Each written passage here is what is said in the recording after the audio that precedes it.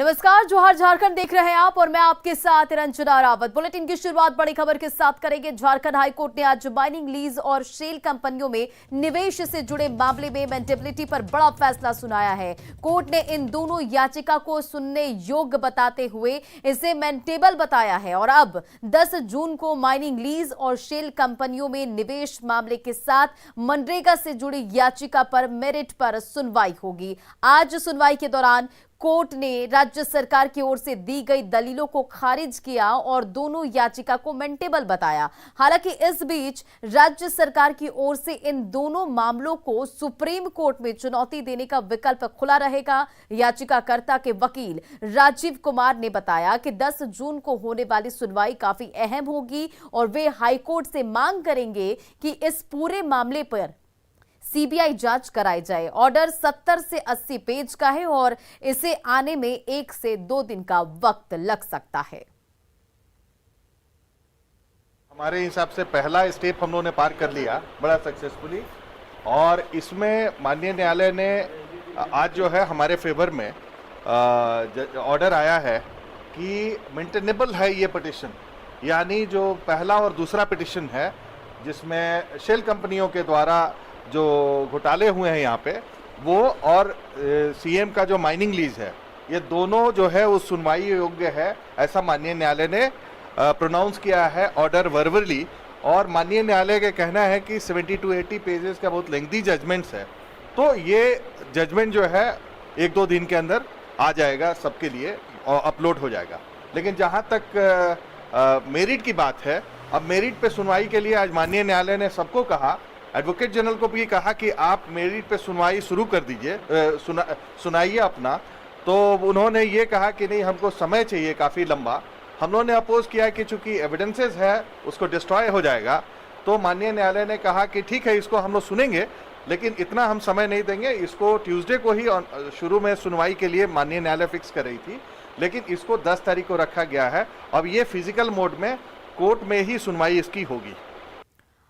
और झारखंड मंत्रालय में राज्य भर के झारखंड आंदोलनकारियों का जुटान हुआ। हर जिले से 10-10 आंदोलनकारी मुख्यमंत्री हेमंत सोरेन के कार्यक्रम में भाग लेने के लिए पहुंचे हैं और हेमंत सोरेन सरकार ने नए सिरे आंदोलनकारियों के चिन्हितकरण के फॉर्मेट का शुभारंभ करेंगे। राज्य भर से आए आंदोलनकारियों ने अलग राज्य आंदोलन की लड़ाई का जिक्र करते हुए राज्य सरकार के समक्ष कुछ मांग रखी है। आंदोलनकारियों के मुताबिक जेल जाने की बाध्यता को खत्म करने, आंदोलनकारियों को राजकीय सम्मान देने, आंदोलनकारियों को स्वास्थ्य लाभ की सुविधा देने और आंदोलनकारियों के बच्चों के लिए निःशुल्क शिक्षा की व्यवस्था, साथ ही आवास मुहैया कराने जैसी मांगे शामिल हैं।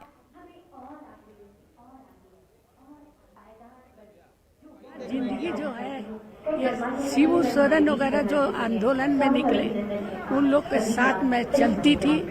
वो देखते रहते थे कि आंटी जी तो ये खाती नहीं, कहीं जाओ मत। एक एक गांव, एक एक मोहल्ले के अंदर जाते थे और जाके संगठन बनाने के लिए कहीं का पानी तक नहीं पीते थे, चाहे मुस्लिम हो चाहे हिंदू हो, हर को अपना बना करके रहते थे। जो हमारे पुरोधा हैं जिन्होंने झारखंड अलग राज्य के सपने देखे थे, उनके साथ हम लोग हो लिए और आंदोलन के दौरान यातनाएं सहे, जेल गए, मार खाए और तब जाकर के यह झारखंड का निर्माण हुआ है। अभी तक देखिए कि दिसुम गुरु शिबू सोरेन को अगर हम कहेंगे तो अभी तक वो भी झारखंड आंदोलनकारी के रूप में चिन्हित नहीं हुए हैं, जेल भी नहीं गए हैं, तो क्या हम गुरु जी को अलग करके किनारा नहीं कर सकते हैं? इसी तरह से नेतृत्वकारी, हमारे नेतृत्व में जो लोग 50 लोग और 100 लोग थे, तो ऐसा मैं अगर गिरफ्तार हो गया तो 100 लोग गिरफ्तार नहीं होते थे, तो वो लोग क्या आंदोलनकारी नहीं है?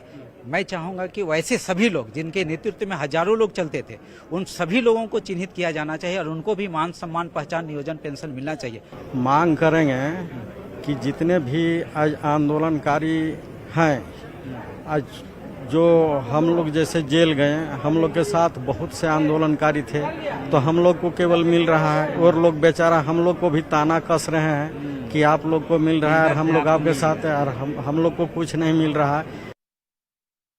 आईएएस पूजा सिंघल प्रकरण में ईडी की जांच लगातार जारी है। 7 जिलों के डीएमओ से ईडी ऑफिस में आज पूछताछ हो रही है। सभी जिला खनन पदाधिकारियों से अवैध खनन परिवहन मामले में जब्त दस्तावेजों के आधार पर ईडी के अधिकारी सवाल पूछ रहे हैं। इस मामले में कई अहम खुलासे होने की उम्मीद भी की जा रही है और ईडी ने पिछले दिनों इन जिलों में अवैध परिवहन और खनन मामले में जानकारी हासिल की थी। इनसे पूछा गया था कि वे कितने दिनों से जिले में तैनात हैं और अवैध खनन के खिलाफ क्या कार्रवाई की है। इससे पहले भी इन डीएमओ से ईडी ने पूछताछ की थी, जिसमें चतरा, चाईबासा, खूंटी और सरायकेला के डीएमओ शामिल हैं।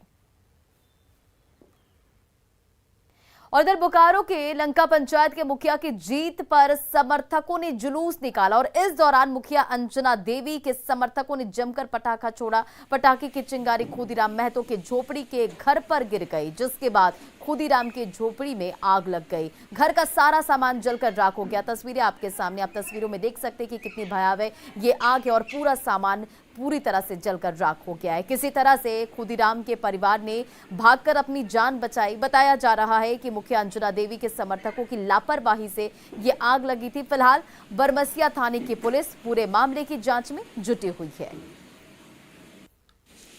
बढ़ते आगे और अब बात गिरिडीह के गांवा में जंगलों में माइका का अवैध खनन हो रहा है और इसकी सूचना मिलने पर वन विभाग ने पुलिस के सहयोग से जेसीबी के जरिए खदान को ध्वस्त कर दिया है। बताया जा रहा है कि असुर हड्डी और सिजुआई जंगल में अवैध रूप से माइका का अवैध खनन माफिया कर रहे थे और 24 से अधिक भी खदान बना दिया गया था। जब पुलिस की टीम पहुंची तो खुदाई में शामिल मजदूर और माफिया वहां से फरार हो गए।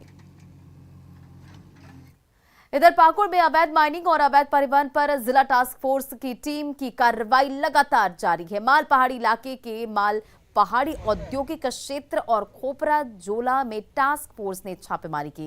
इस दौरान अवैध तरीके से चल रहे 26 क्रशर प्लांट को सील किया गया। वहीं क्रशर प्लांट के संचालकों पर भी कार्रवाई की जा रही है। छापेमारी के दौरान जिला खनन पदाधिकारी के साथ ही सीओ और माल पहाड़ी थाने के अधिकारी भी मौजूद रहे। अवैध माइनिंग के खिलाफ सीएम के निर्देश के बाद कार्रवाई की जा रही है, जिससे खनन माफिया में हड़कंप है। और इधर बोकारो में जियाडा के रोहांचल में बन रहे सुपर स्पेशलिटी हॉस्पिटल के सामने अतिक्रमण हटाओ अभियान की शुरुआत की गई और इस दौरान अतिक्रमण कर बनाए गए घरों को जेसीबी से जमींदोज कर दिया गया। अपना आशियाना उजड़ते लोग देख रहे थे और वहां पर बिलख रहे थे।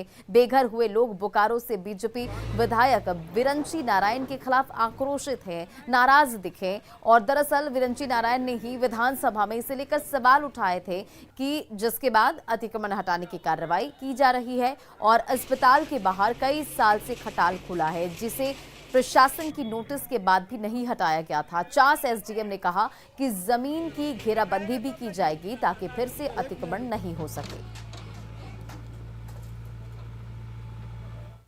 नहीं है हॉस्पिटल का बाउंड्री से हम लोग बाहर है 100 मीटर 200 मीटर पैसा दे के बड़ा बाबू को पैसा दे करके अब हम लोग को तंग करवा रहे थे। 4 बजे भोर में आकर टूट दिया।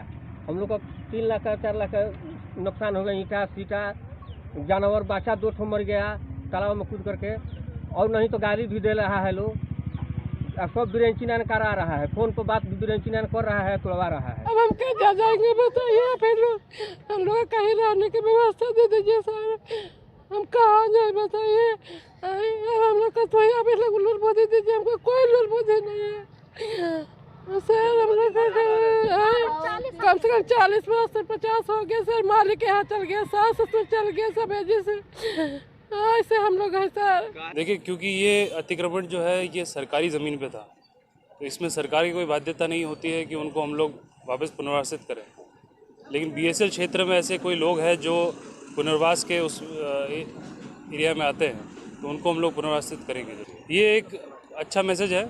आज की कार्रवाई से एक जगह संदेश पहुंचेगा कि सरकारी भूमि पे जो है लोग अतिक्रमण ना करें, और एग्जाम्पल सेट कर रहे हैं कि दोबारा जो है कोई हिम्मत नहीं करेगा सरकारी ज़मीन पर अतिक्रमण करने। और अधिक अपडेट के साथ संवाददाता मृत्युंजय हमारे साथ फोन लाइन पर जुड़ गए। मृत्युंजय, देखिए 2-3 बातें। सबसे पहली बात तो जिस तरह से अतिक्रमण हटा, लोग रो रहे हैं, बिलख रहे हैं, अपने आप को बेघर होते हुए देखकर काफी परेशान है, लेकिन वहीं एसडीएम जो कह रहे हैं कि ये कहीं ना कहीं मैसेज जा रहा है, तो क्या इन सबको लेकर पहले से नोटिस दिया गया था? और जो लोग जो हैं वो आक्रोशित नजर आ रहे हैं विरंची नारायण के खिलाफ, क्या कुछ अधिक जानकारी है इस पूरे मामले पर? देखिए मैं आपको बता दूं कि जब मोमेंटम झारखंड हुआ था तो एक कंपनी बनाकर जो है उस जमीन को अलॉट कराया गया सुपर स्पेशलिटी हॉस्पिटल के लिए, और इसमें कहीं ना कहीं विधायक विरंची नारायण का बड़ा सहयोग है इस अस्पताल के निर्माण में। ऐसे में जब अस्पताल बन रही है और आगे जो वर्षों से 30 से 40 वर्षों से लोग वहां खटाल खोल के लोगों को दूध उपलब्ध करा रहे हैं, तो ऐसे में सबसे बड़ा सवाल है कि विधानसभा में इस बात को विधायक विरंची नारायण ने रेज किया कि अतिक्रमण नहीं हटाया जा रहा है। उसके बाद से यह प्रक्रिया शुरू हुई है। चूंकि पंचायत इलेक्शन था तो पंचायत इलेक्शन में यह कार्रवाई नहीं हो सकी। जैसे ही कल मतगणना खत्म हुई, आज सुबह अहले सुबह बुलडोजर लेकर अधिकारी पहुंचे और अतिक्रमण को हटाया गया। सबसे बड़ा सवाल यह है कि गरीब लोगों के लिए कहते हैं नेता कि गरीब लोगों के लिए हम लोग करते हैं, तो आखिर इस झोपड़ी को हटाने की वजह अभी क्या है? कहीं ना कहीं अस्पताल का लुक खराब होगा, अपनी व्यक्तिगत बातें हैं, तो ऐसे में जनता के लिए कोई नहीं सोचता है। अगर बोकारो स्टील की ये जमीन है तो आखिर इन लोग कैसे बैठे, क्योंकि बोकारो का अपना टीए प्लानिंग विभाग है, वो कि अतिक्रमण को रोकता है। कहीं ना कहीं जो विधानसभा में जो सवाल उठाया गया, इसको लेकर जो जवाब सरकार ने दाखिल किया कि हम जल्द अतिक्रमण हटाएंगे, और गरीबों के आज ऊपर बुलडोजर चला, आप रोपते बिलखते लोगों को देख रहे होंगे कि आसियाना उजड़ गया, कई लोगों की मवेशियां चोटिल हो गई, मर गई। तो ऐसे में बड़ा सवाल है कि आखिर जो नेता हैं वो किसके लिए सोचते हैं, जनता के लिए नहीं सोचते हैं। यह आज सामने आ गई, क्योंकि अगर नेता सोचते तो पहले उनको पुनर्वासित करने की बात करते, तब अपना व्यवसाय को बढ़ाने की बात करते। जी वाकई पहले पुनर्वास की सोचनी चाहिए थी, और कहीं ना कहीं ये जो मुद्दा है और अब जो लोगों में है काफी नाराजगी देखी जा रही। इन तमाम